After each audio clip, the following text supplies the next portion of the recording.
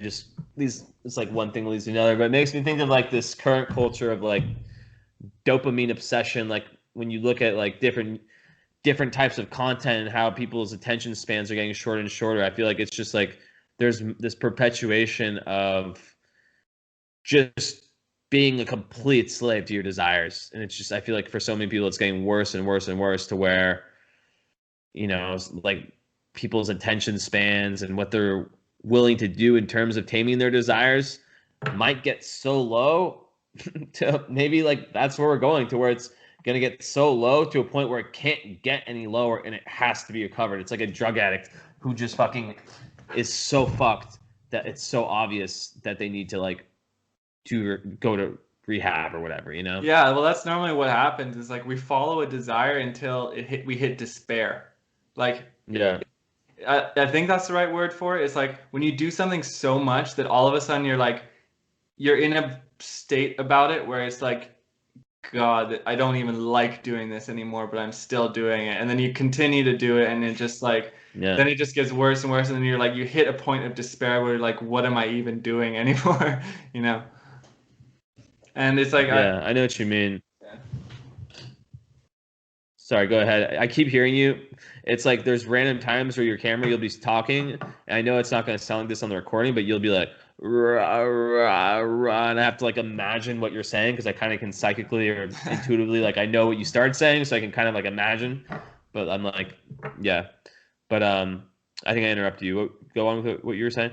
Yeah, it even like no, actually I don't remember. Doesn't matter. I was Yeah. saying something about Desires. yeah. Desires, people are fucked. But then again, it's like it's all in balance, you know. Okay, now I remember. So yeah, I totally know what you mean, and I think that's one reason. Like, people talk about like addiction, things like that. One thing I've always noticed for myself is that whenever I do something unhealthy, like you were with me, we were together and we partied. Trey visited me last November, no, not September. last September, and stayed for like how long? 2 months. It was supposed to be 3 days, Yeah, like a month. and Oh, just over a month. month and a half, something. Yeah, Yeah. we partied basically every single night. Like it was like wild. Like this whole 2020, I've maybe it's just been a complete shift where I haven't done that very very little. Maybe once a month I have like a few friends in my house and have like a party night, but it's like very very rare. Um, I can't but believe like that you after the end of that you had to like go to school and then we were yeah, still going. I don't even know how that works. it just did. I just got through it somehow. But yeah, what my point with bringing that up is that for me, when I do something to an extreme, eventually I get fucking tired of it, no matter what it is. I mean, I've never tried like heroin or any fucked up drugs that just completely overpower you like that. But I just get to a point where I'm just like, fuck this. I want to go the complete opposite direction. And yeah, I wonder like if that's what's happening, if that's something that might happen with the collective in general when it comes to. But then there's just so much short term gratification stuff that exists. You can always just come up with new and new and new. But then it's like Mm. at some point you have to realize don't you want to deepen yourself spiritually? Don't you want to But most people live for don't. Like a lot something? of people it's like They say my they don't.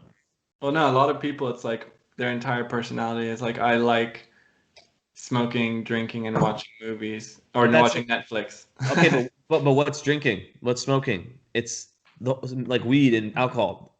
Those are in astrology. It's ruled by Neptune. Neptune is a planet that rules. It rules substances like that, and also the highest level of spirituality in connection with the divine. So that's just like a alcohol and weed. All it is a shortcut. It's like it's it's trying to get there, but not doing it in the correct way. Because over time, you realize that that's not the way to go.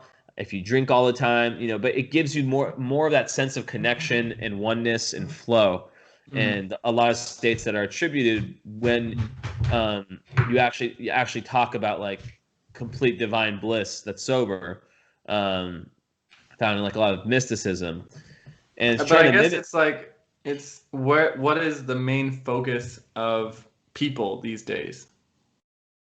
the main focus of people these days is personal gains, right? Personal gains It depends. monetarily, It depends. It depends materialistically. where. Maybe in London, but in South Sudan, it's survival. You know, it's all about the hierarchy of needs. But I know what you mean. It's like Yeah, I the mean, but the personal the gains in like a rich society is pretty much survival, but then it's still the base survival, it's the base instinct of survival, like I need to provide for myself, but then it goes over into I need all these things for myself. It becomes like a greed, but it still comes from that base survival instinct, but to a crazy extent where it's that's the only focus. Like you've lost focus yeah of the heart, you've lost focus of like compassion, you've lost focus in yeah love, things like that.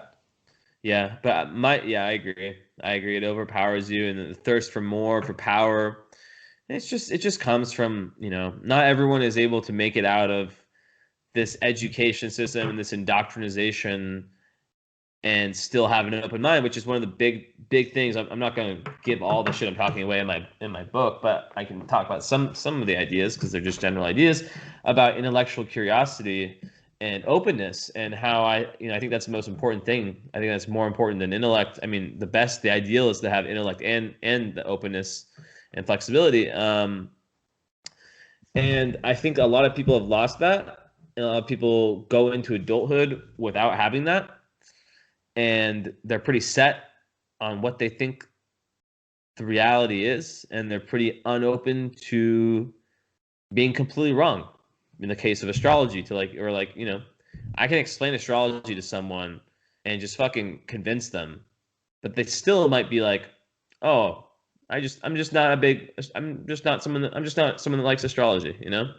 Right, it's like they have labeled no, they have created an identity of themselves, or they have created a box of what their beliefs are. And if something falls outside of their belief range, or if something falls outside of their identity, then they choose to not listen to it, or to not accept it, or to not hear Yes. it. And I think what you're talking about is this openness is to be able to see so many perspectives. Like you hold your own perspective, your own beliefs as an individual, or you could let those go. It doesn't really matter. I mean, all the yogis talk Yeah. about letting go of your beliefs because your beliefs ultimately limit you.